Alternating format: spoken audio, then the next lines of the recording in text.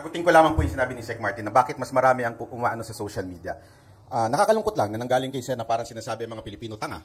Pero sa akin, sa tingin ko lamang po, kaya na ang mga Pilipino ay mas nagaano sa social media kasi po, mas nakaka-relate sila. At the same time, they can say kung ano yung nararamdaman nila doon sa specific topic. Unlike sa mainstream media, hindi naman sila pakikinggan. Kasi syempre, isang organisado sila, opisina, hindi katulad sa social media, mas personal. Ayan. Yusek Claire, hindi ba parang okay naman na ang opinion? Right? At kadalasan sa social media, opinion. Pero paano naman yung tinatawag na tahasang kamalian o kasinungalingan? Yes, very clear naman. Makikita naman natin kung ano ba yung disinformation, ano yung fake news. Example na lang, sabihin natin dito ha, ito ay nasa news naman, hindi naman kailangan na sabihin na wala dito. Yung tungkol sa pinag-utos di umano ng Supreme Court, ng TRO. Pero wala naman. Mismong Supreme Court ang umalma rito. Yun palang tahasang fake news na yun. So hindi naman pinag-uusapan dito ang opinion. Yun ay factual. So maliban doon, kitang-kita kagad na merong mali siya sa pagbibigay na ganitong klaseng fake news or disinformation. Okay, so would you like to react sa kanila pong sinabi? Kaya kanina, sabi nga natin, siguro kaya yung social media influencers ay nasasabing hindi organisado. Dahil unang-una pa lang, meron ditong house rules na huwag babanggitin. Sana ang mga events o tao o okasyon na hindi kasama rito sa itong ating programa ngayon. Pero tanungin ko na po, si Mr. Byron, you live to your name. You live up to your name. Banat. So when you said na walang utos galing sa taas, okay, paano mo, o hindi, ano ang ginawa mo to verify this? Meron ka bang pinatutungkalan? Network ba ito? Mainstream ba ito? At ano ang ginawa mong paraan para ma-verify ito para yung sinasabi mong walang utos galing sa taas ay masabi mo sa taong bayan na totoo? Kailangan natin tingnan ng mga pangyayari. Una sa lahat, napaka-obvious. Obvious sa social media, lumabas, kung ito yung pinatutukuyan nyo ma'am, na may baril po ang mga pulis. Yan po. Excuse me po, I would like to cut Mr. Byron. Apa. My only question is, ano ang ginawa mo to verify na walang galing na utos o walang utos na galing sa taas? We don't have to mention the event. I just want to know, ano yung ginawa mo para malaman mo kung may katotohanan na walang utos sa taas? Did you ever communicate with the owners or kung sino man yung taas na sinasabi mo? Ma'am, pinapaliwanan ko nga po, bago po ako naputol, pinapaliwanan ko na mga yung circumstances, sa tingin ko, opinion ko, ay organisadong hindi po pinalabas sa mainstream media yung reaksyon na sandali, may mali ata doon sa sinabi ng ating Pangulo. So it's only your opinion. So you do not have any proof to prove na walang utos galing sa taas kasi yun yung sinabi mo and you're making it factual. So as of the moment, it's just your opinion, correct? Ma'am, wala po ako sinabi na factual. Paulit-ulit ko po sinasabi na it is my opinion. No, kanina po sinabi niyo po kanina na meron kayong nakausap at sinabi na hindi yan na ilabas dahil ang sabi, walang utos galing sa taas. So is that your opinion? Ma'am, wala po ako sinabing may nakausap ako. Oh, so in other words, is that your opinion? Yes, ma'am. So this is not factual? Yes, so ma'am. you cannot prove itong statement mo na walang utos galing sa taas? Yes, ma'am. Ang sabi ko nga po ay paulit-ulit, kanina pa po, ay opinion po lamang ito. Kahit po ako nagbablog po, laging nagre-react lamang po ako sa balita ng mainstream at sinasabi ko pong ito ay aking opinion. Ako po hindi ko po masasagot yung patungkol sa mga ibang vloggers na gumagamit at nagtatago. As a matter of fact, ayoko nga po nun. Galit po ako sa mga vloggers, kahit pakapartido, na nagtatago sa ibang muka. Dapat kasi panindigan mo yung sinasabi mo. Kaya nga ho, sa aking mismong channel, nandun mismo ang email ko, you can email me, your side, or whatsoever. Nandun din ang pangalan ko, alam lahat ng tao ang mukha ko. Hindi po ako nagtatago dahil kaya kong panindigan ang sinabi ko. Mas matindi sa mainstream media. Bakit? Ni-report ninyo. Sinong nag-edit? Kayo ho ba? Hindi. Ang nag-edit, newsroom. Pag may mali, may problema tayo doon. Bakit? Sisisihin di ba yung nag-report? Di ba? Ganun naman na nangyari, nasisisihin nagre-report. Kaya nga ako, paulit-ulit ko rin sinasabi, huwag natin sisihin ng reporter, cameraman. Dahil wala naman po silang kinalaman doon sa final na news. Ang problema, hindi nila alam kung sino ang nag-edit ng news.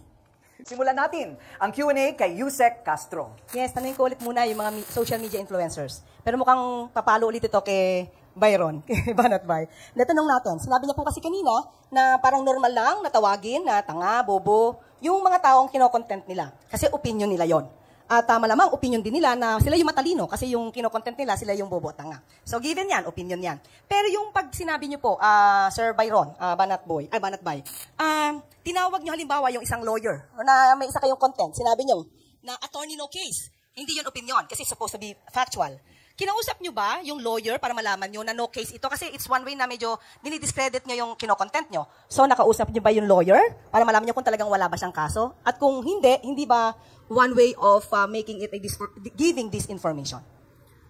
Una sa lahat, hindi ko po sinasabi na ito ay disinformation. Ito po ay bansag sa kanya ng mga netizen. So, akin lamang po yun na sinasabi din, na hindi ko naman din sinasabi na literal na no case yung tao. Ibig sabihin lang po ng no case, wala siyang tamang issue. Ganun lang. So, hindi naman ibig sabihin na wala siyang kasong hinahawakan dahil trial lawyer siya. Apo. So, at the time, opinion lang din yon. Yes, ma'am. Hindi siya factual. Apo. Okay, yun lang po. Pwede lang pong ituloy ko lang sa opinion po. Kasi lagi po nating mukhang nagkakalabo tayo sa issue ng ang dapat ba ang social media ay maghatid ng news o opinion? Paulit-ulit naman po sinasabi na ang social media ay isa lamang pong opinion. Na, tulad ng sinabi ni Sir, mali daw. Hindi po mali ang opinion. Bakit? Kung halimbawa, sabihin ko na mas masarap ang pakwan kesa sa saging, opinion ko ito. Hindi mo pwedeng sabihin mali. Kung mas masarap sa kanya ang saging, hindi ko pwedeng sabihin sa kanya, mali yan. Kasi nga, opinion po yun. Sa social media, ganun din po. Meron lamang po kaming opinion at reaksyon sa mga nangyayaring news. Iba kasi, Mr. Rabanat, na ba yung sinasabing attorney no case? Kapag sinabi natin attorney no case, sa pangkaraniwang tao, lumalabas na itong abogadong to, parang walang kakwenta-kwenta dahil walang kaso. So, dapat siguro nililinaw nyo rin po yun para yung taong kinokontent nyo, hindi naman nasisiraan. Sa mga ordinaryong taong hindi naman naiintindihan yung sinasabi ninyo. Tama po kayo, ma'am. Malinaw ko din sinasabi sa aking vlog yun. Sa katunayan, talo pangusa sa kaso niya kay Tulfo. So, ibig sabihin, meron talagang kaso. So, malinaw po yun. Hindi ko sinasabing opinion ko na wala talaga siyang kaso kasi ilang beses ko pong sinight na natalo po siya sa kaso. Sundan ko lamang po yung tanong ni Sec Martin dun sa issue ng personal na interes. Kasi nga po, yun ang pinagkaiba ng social media kesa sa isang organisadong network na may mga ibang negosyo ang may-ari ng network. Na maaaring hindi nila ito i-report kung may mali. Halimbawa na lang, may isang mining, may isang ganitong electrical. Paano mo babanatan yun kung ang may-ari na tinatayuan mo ang may-ari nun? Dito nagiging mahalaga yung plurality of voices. Posibleng may business interest yung isang media organization, halimbawa mining, meron namang isang network na anti-mining kasi environmental advocate yung may-ari. Kaya magkakaiba ang kanilang framing. At ang nagbebenepisyo rito ay ang publiko, but on the assumption na ang news media organization ay straightforward at transparent kung sino ang mga nasa likod ng kanilang mga pinagmamayarian. At sa pangkalahatan, nagiging transparent naman yung ilang mga news media organization. Salamat po. Maganda yung sinabi ni Sir na transparent. Kaya mas naniniwala ako na mas transparent ang mga social media vloggers. Bakit po? Kasi sa social media vloggers, alam nyo na kami po ay merong political leaning o may bias with ED po yun. Alam nyo po na kami ay halimbawa ko, isang Duterte supporter. Pero ang problema sa mainstream media, you are trying to pretend that you are not biased. Pero alam naman natin dahil sa interest ng namumuno o may-ari, maaari kayo ay nagiging biased. Ang bias ng media ay dalawang bagay. Una, yung bias para sa katotohanan at ikalawa, batay sa normatibong pamantayan, yung pagbibigay ng boses sa mga walang boses. Pero syempre, ito yung teorya at sa praktikal na implementasyon ng mga pagbabalita, syempre may mga competing interests. Hindi lang yung mga may-ari ng media, kundi pati na rin yung mga editor. Pero may proseso na pinagdaraanan at ang kredibilidad ng news media organization ang makukwestiyon kung ang kanilang interes ay hindi tumutugma sa interes ng nakararami. Thank you. Tama po si Sir. Kaya nga po naki-question ng ilang mainstream media dahil kitang-kita ang pagiging bias ng ilan. Wala akong pinapatukuyan na network dito, pero makikita naman natin sa mga report. Bibigyan ko kayo ng halimbawa, hindi ko pa pangalanan. May isang DJ na pag ang issue ng traffic sa NLEX ay hindi niya na pinupuna. Bakit? Kasi isang owner noon ay ang owner ng kanyang network. Pagdating naman po doon sa sinasabi nilang paano lalabanan ng fake news, simpleng-simple lang po, ilabas mo ang tamang balita. Ganyan po ang ginawa ni Sec Martin noong panahon ng di Pangulong Duterte. Noong panahon ni Pangulong Duterte, ang pinakamaraming fake news na lumabas. Anong ginawa ng PCO that time? Real numbers. Ilabas mo yung tama at hayaan mo ang taong humusga. Kasi kung maalala nyo, doon yung panahon na kung saan sinasabing libo-libo ang namatay, hindi naman mapangalanan. Pero ipinakita kung ilan talaga yung namatay lang. Real numbers, real information para malabanan ng fake news.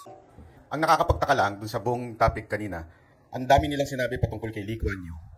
Pero yung mismong sinabi ni Lee Kuan Yew ay hindi sila nagbigay ng argumento. So yun ang hindi ko maintindihan hanggang sa na-realize ko na ganun po talaga pala ang personality nila. Bakit? Kasi nilalahat po nila ang vloggers at influencer na tila mga hindi profesional o di kaya lagi nagpapakalat ng fake news. Ulitin ko, wag po natin i-generalize ito. Dahil meron namang vloggers na matino, meron din namang mainstream media na nagpapakalat din ng fake news. So sana po wag natin i-generalize ang salitang fake news o yung salitang bayaran. Salamat po.